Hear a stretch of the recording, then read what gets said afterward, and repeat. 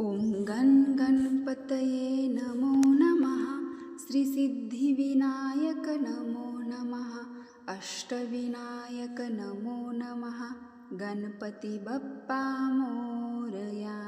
श्री गणेशाय नमः। हर हर महादेव। श्री स्वामी समर्थ। नमस्कार मैत्रिणींनो, बघा 2 ऑगस्ट चातुर्मास संकष्टी चतुर्थी या एका दिवशी केलेल्या काही सोप्या उपायाने आणि पूजनेने बाप्पाची कृपा थेट तुमच्या घरावर कशी वर्षाव करते, या दिवशी नेमकं काय करावं, त्यामुळे आजचा हा व्हिडिओ अगदी शेवटपर्यंत नक्की ऐका. कारण आज मी तुम्हाला चातुर्मासातील संकष्टी चतुर्थीच्या दिवशी करायचा असा एक अतिशय सोपा पण चमत्कारिक परिणाम देणारा उपाय सांगणार आहे, ज्यामुळे तुमच्या मनात अनेक दिवसांपासून अडकून बसलेली इच्छा, कामात येणारे सतत अडथळे, आर्थिक ताण, नोकरींचे प्रश्न, मुलांच्या प्रगतीतील अडथळे किंवा कर्जाचा त्रास या सगळ्यांवर अत्यंत प्रभावी परिणाम दिसून येतो. अनेक वेळा आपण खूप प्रयत्न करतो, मेहनत करतो, देवाला प्रार्थना करतो, पण तरीही काही अडथळा येतो आणि काम पूर्ण होत नाही. काही इच्छा मनात वर्षानुवर्ष राहतात पण पूर्णता होत नाहीत.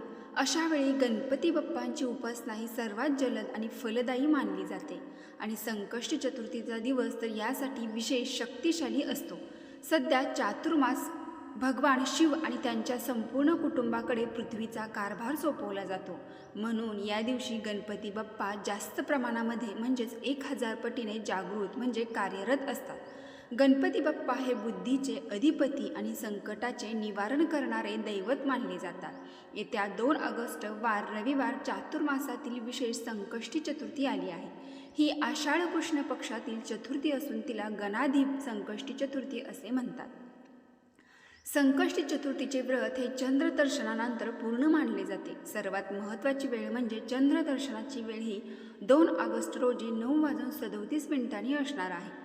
या काळात चंद्रदेवाला अर्घ्य देताना एका तांब्यामध्ये जल घ्यावे, त्यामध्ये एक लाल फूल, थोडेसे तांदूळ, गूळ आणि थोडेसे दूध टाकून ओम चंद्रेश्वराय नमः या मंत्राचा जप करत अर्घ्य द्यावे.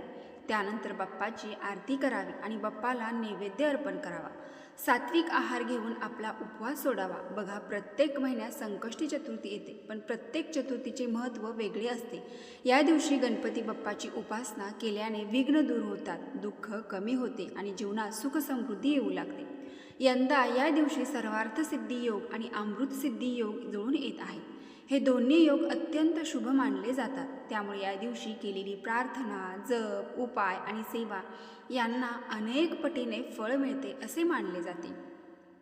बऱ्याच जणांना उपवास करणे शक्य होत नाही. काहींना तब्येतीच्या कारणामुळे तर काहींना कामाच्या कारणामुळे उपवास ठेवता येत नाही.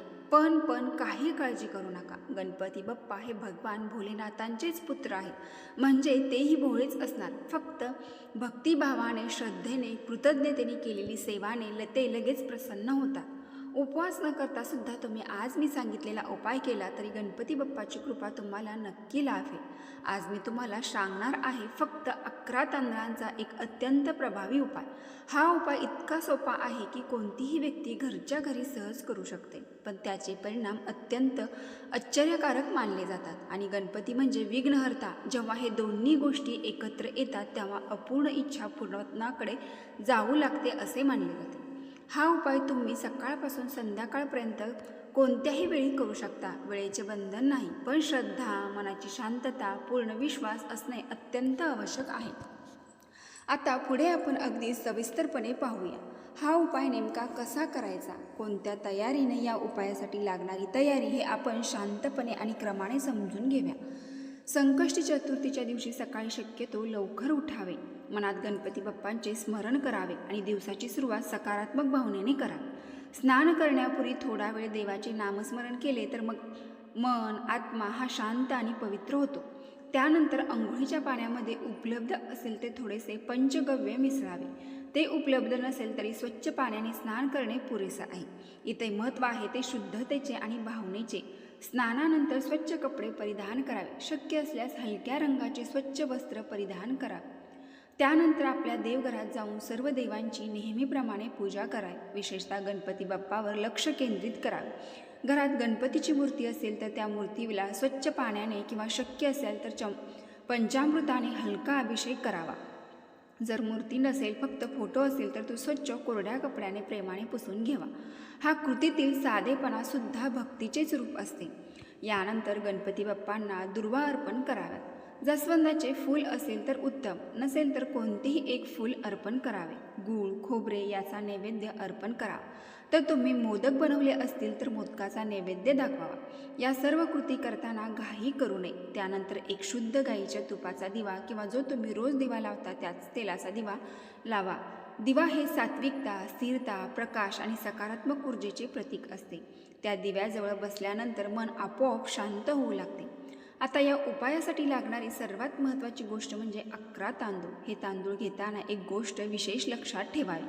तांदूळ पूर्ण अखंड आणि न तुटलेले असावे. तुटलेले, खराब किंवा फुटलेले तांदूळ वापरू नयेत, कारण अक्षता म्हणजे पूर्णत्व. आपली इच्छासुद्धा पूर्ण व्हावी, यासाठी हे प्रतिकात्मक महत्त्व असते.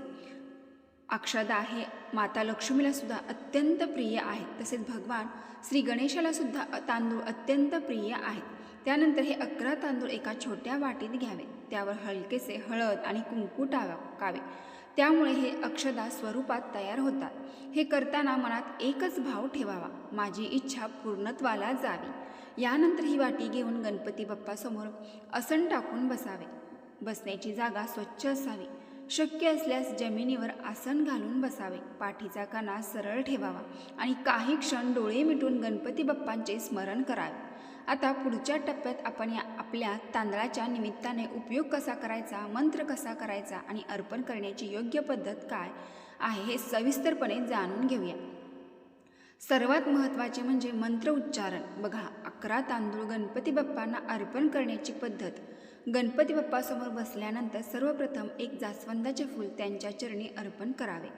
हे फूल अर्पण करताना मनात नम्रता, कृतज्ञता असावी, कारण आपण आता जी कृती करणार आहोत त्यामध्ये सात्विक भाव असणे आवश्यक आहे आणि मन शांत करावे.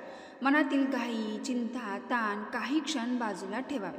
आता त्या 11 तांदळापैकी एक तांदूळ आपल्या उजव्या हातात घ्यावा. तांदूळ हातात घेतल्यानंतर हा मंत्र स्पष्ट उच्चारावा. इदम अक्षतम ओम गणपते नमः. मंत्र उच्चारताना स्पष्ट शब्द बोलावेत. घाई करू नये. मात्र पूर्ण झाल्यावर तो तांदूळ गणपती बाप्पासमोर मनोभावे अर्पण करावा. केलेल्या जास्वंदाच्या फुलावर अलगद ठेवावा. यानंतर पुन्हा दुसरा तांदूळ हातात घ्यावा. पुन्हा त्याच शांततेने मंत्र म्हणावा, इदम अक्षतम ओम गणपते नमः, आणि तो तांदूळ देखील त्या फुलावर ठेवावा. अशा प्रकारे एक तांदूळ हातात घ्यायचा, मंत्र म्हणायचा आणि त्या फुलावर अर्पण करायचा. हे 11 वेळा करायचे आहे. प्रत्येकी वेळी मात्र पूर्ण भावनेने आणि स्पष्ट उच्चाराने म्हणायचं आहे. इथे संख्या महत्त्वाची आहे. 11 हा अंक संकल्प, स्थैर्य आणि पूर्णतेचे प्रतीक मानला जातो. म्हणून 11 तांदळाचा हा उपाय विशेष मानला जातो. सर्व 11 तांदूळ अर्पण झाल्यानंतर दोन्ही हात जोडून काही क्षण गणपती बाप्पासमोर शांत बसा. आता आपल्या मनातील इच्छा, जी काही समस्या आहे, जे काही काम अडले आहे, ते सर्व मनातल्या मनात बाप्पांना सांगावे. अगदी जसे आपण आपल्या जवळच्या व्यक्तीशी बोलतो तसे मन मोकळे करावे. या क्षणी मन पूर्णपणे प्रामाणिक असावे. कोणताही दिखावा नसावा, फक्त श्रद्धा आणि विश्वास असावा. आता पुढच्या टप्प्याकडे वळूया. आपण जप आणि पठण कसे करायचे याकडे वळूया. हा भाग या उपायाला अधिक शक्ती देणारा मानला जातो. पण केल्यानंतर काही क्षण शांत बसून गणपती बाप्पाचे स्मरण करावे. आता या उपायाला अधिक आध्यात्मिक बळ देणारा पुढचा टप्पा सुरू होतो. या टप्प्यात शक्य असल्यास गणपती अथर्वशीर्ष एकदा संपूर्ण पठण करावे. अथर्वशीर्ष हे गणपती उपासनेतील अत्यंत प्रभावी स्तोत्र मानलं जाते. यातील प्रत्येक शब्दात एक विशिष्ट स्पंदने आहेत. ती मन शांत करते आणि श्रद्धेला स्थैर्य देते. पठण करताना घाई करू नये. शब्द स्पष्ट उच्चारावे. जर पूर्ण पाठ माहीत नसेल तर मोबाईलवरून वाचून सुद्धा म्हणू शकता. इथे परिपूर्णतेपेक्षा भावना अधिक महत्त्वाची आहे. अथर्वशीर्ष पठण झाल्यानंतर आता मंत्र जप करायचा आहे. डोळे हलकेसे मिटावेत. पाठीचा कणा सरळ ठेवावा. श्वास स्थिर करावा आणि शांत मंद गतीने हा मंत्र जपायला सुरुवात करावा. ओम गण गणपते नमः, ओम गण गणपते नमः हा मंत्र एकूण 108 वेळा म्हणायचा आहे. जप करताना प्रत्येक वेळी मंत्राचा आवाज स्वतःच्या कानाला ऐकू जाईल इतपत असावा. मनात विचार येत असतील तर त्यांना थांबवण्याचा प्रयत्न करू नये. फक्त मंत्रावर लक्ष केंद्रित करावे. 108 हा अंक पूर्णत्व, ऊर्जा आणि एकाग्रतेचे प्रतीक मानला जातो. म्हणूनच या मंत्र जपाला विशेष महत्त्व दिले जाते. मंत्र जप पूर्ण झाल्यानंतर पुन्हा एकदा हात जोडून गणपती बाप्पासमोर नम्रतेने प्रार्थना करावी. आपण मनाची इच्छा व्यक्त केली आहे ती पूर्ण होण्यासाठी विनंती करावी. यावेळी मनात कृतज्ञतेची भावना ठेवावी. विश्वास ठेवायचे आहेत. इच्छा पूर्ण झाली आहे अशा भावनेने बाप्पाचे आभार मानावेत. हा भाव अतिशय प्रभावी मानला जातो, कारण श्रद्धा आणि विश्वास जेव्हा कृतज्ञतेसोबत जोडले जातात तेव्हा त्यातून सकारात्मक ऊर्जा निर्माण होते. तांदूळ आणि जास्वंदाचे फूल हे तसेच गणपती बाप्पासमोर संपूर्ण दिवस आणि रात्रभर ठेवायचे आहेत. त्यांना स्पर्श करू नये, त्या ठिकाणीच राहू द्यावे. हे आपण आता काय करायचे आणि हा उपाय पूर्ण कसा करायचा हे आता आपण सविस्तर पाहू. आता या उपायाचा शेवटचा टप्पा आणि अनेक जण इथे चूक करतात आणि म्हणूनच त्यांना अपेक्षित फळाचा परिणाम जाणवत नाही. म्हणून हा भाग लक्षपूर्वक ऐकणे अत्यंत आवश्यक आहे. संकष्टी चतुर्थीच्या दिवशी तुम्ही अर्पण केलेले 11 तांदूळ आणि जास्वंदाचे फूल हे संपूर्ण दिवस आणि रात्र गणपती बाप्पासमोर तसेच ठेवले असतात. या काळात त्या तांदळावर मंत्रजपाची, प्रार्थनेची आणि श्रद्धेची सात्विक आणि अद्भुत ऊर्जा साठत असते असे मानले जाते.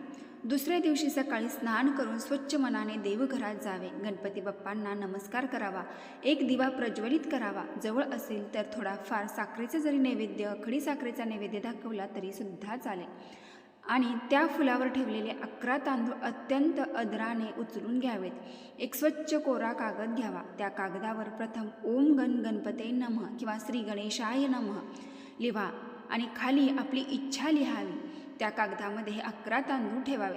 त्यांची छोटीशी पुडी तयार करावी. ही पुडी बनवताना मनात एकच भाव ठेवावा, माझी इच्छा पूर्ण होत आहे. ही तांदळाची पुडी तुम्ही तुमच्याजवळ ठेवायची आहे. शक्यतो पर्समध्ये, खिशात किंवा जिथे तुम्ही रोज ठेवू शकता अशा ठिकाणी ठेवा. हे तांदूळ तुमच्यासोबत असणे म्हणजे तुमच्या संकल्पाची, प्रार्थनेची आणि गणपती बाप्पाच्या कृपेची आठवण तुमच्या शोभेत असेल. जोपर्यंत तुमची इच्छा पूर्ण होत नाही तोपर्यंत ती पुडी तुमच्याजवळच ठेवावी. मध्येच उघडू नये, इतरांना दाखवू नये किंवा हलगर्जीपणे कुठेही ठेवू नये.